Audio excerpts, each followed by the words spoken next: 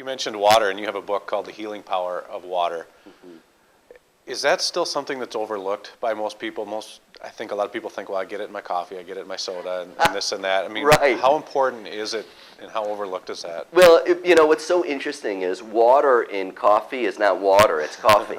Yeah. And coffee is a diuretic, meaning it pulls water out of us.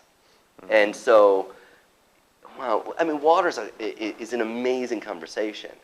The same percentage of water that's on the planet is the same percentage of water that's in our body. And the same water that was around during the time of the dinosaurs is still around right now. It refilters and recycles. Our water refilters and recycles.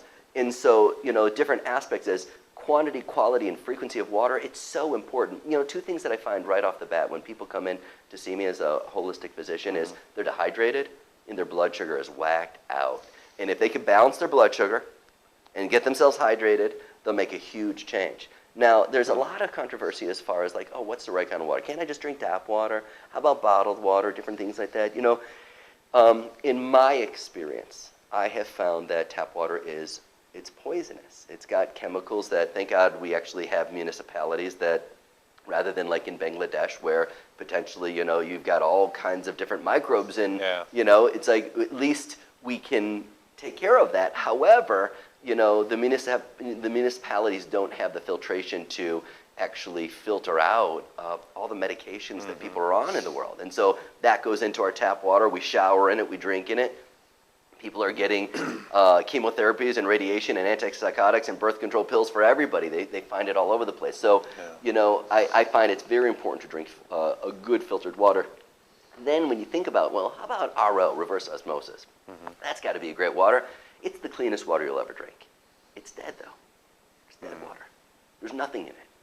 And water naturally has minerals in it. Sure. And water naturally takes the energy of a mountain, and it takes on that magnetic energy, takes the energy of the sun. So there's different properties of pH and, and aspects of mineralization and that clusterization. There's a whole conversation of water, which to me makes a big difference. I use a certain kind of water in my practice for myself that I really feel makes a huge change for people. It's called PIMAG water. But do your research and check it out, and be educated. But water is a huge component, and not just water that you're drinking, but when you think certain thoughts and you feel certain emotions, the water of your body is affected in its structure. That's the essence of Dr. Masaru Emoto's work, that when we're under a certain emotional state of being, that water will either crystallize or it won't form a crystal. Crystals conduct electricity. Without a crystal, there's no electricity. I want to send you a text. The reason I can send you a text or give you a call is because you got crystals in your cell phone. We've got crystals in our body too. And so our emotional state of being affect the crystalline state of the water. And that water conducts electricity, and our brain communicates with electrical impulses. So, there's a whole other level of then the emotional tie-in with the quality of water and ...